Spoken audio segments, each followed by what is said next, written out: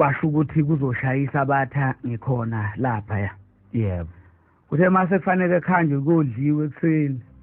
Ngase ngiya kulabo abantu abakuyibona babebekiwe ukuhlela umcimbi wonke benikiwe nje ukuthi basilekelele basendaweni.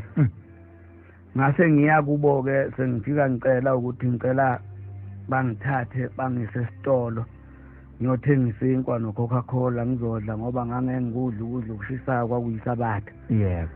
Seyabuza ke lo dadewethu ukuthi yini uyothengisa inkwa nolemonade. Ngithi ingoba yisabatha angikudli ukudla okushisayo. Uthi ke yini eyenza ukuthi ungasitsheli izolo ukuthi ufanele wenze lezi inhlelo. Ngabe sengiyaxolisa ke ngathatha ukuthi angifuni ukuhlupha. Sikhona isinko khona lemonade kuzohlangana kulunga. Uthi ke lo dadewethu ngikhuluma into ayikhuluma ngoba yayikhulunywa uyena. Uthi ikhona lenkolo la kulelizo kulo. Ya. Uthi kuba ubushilo bengizokuthatha nguse khona uyofika usonto bese ubuya ntambama uzosixhuma kodwa usuyile ukuyosonta. Uthi uyabona lenkolo la yafika ngenye indlela. Lithe lami yafika kanjani ngilalele nalensiza kwaMasinya. Uthi kwakuye ukuthi mase kuzoshaya u9 kubonakale into emhlophe yehla phezulu. Yehle lento phezulu. Uxoxa lo sisi. Yehle lento phezulu kuze kufike la khona babona khona ukuthi hawu umuntu wentombazane uphethe isihlalo. Afika sibeke lesi sihlalo la.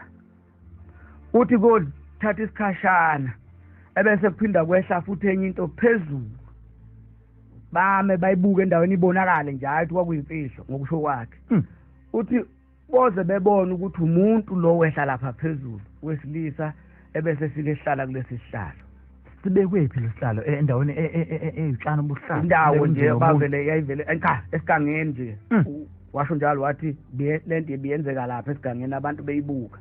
Biyenzeka makuzoba u9 yenzeka makuzoba u1. Uthi ke kuyothi ma esehleli umuntu la ahlala kushaya isikhathi ephinde futhi bebone lo muntu wentombazane sithatha lesi sihlalo anyuke nasabheke phezulu. Qale lo obehleli kuso abheke phezulu anyuka ashone phezulu ebese landela nesihlalo. Nasemini uzobuya enze njalo. Uthi kuthe kugcina kwase kusondela abantu sebeyobuka ukuthi ubani lo muntu.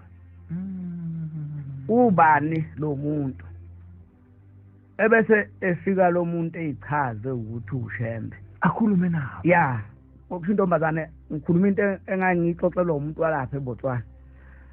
Uthi kwathi gcina kwase kwapheka ibandla la. Uthi ke bengizokusa uyosonta lapho. Lithi ke lami ngabe ngingcono ukuthi ngitshelile ungise ngiyoyibona le ndaba. Kwase kuba nokucabanga ke okufishane emsakazi wami. Kwakufanele ngihambe le ndawo ngifike ngisho ukuthi ngiyibone ngoba nganginaso isikhathi kwasho ukuthi hey bafana labaka bangamvuma uShembe boze bemvume. Cabanga nje uShembe ula eSouth Africa kodwa ubonakala eBotswana esonta njalo ngesabathi. Hayi simanga lesi. Bese niyasiphikisa masithi uShembe uNkulunkulu. Khona umuntu ungenza leyo nto ethe kwenye indawo ebekwazi ukuba kwenye indawo.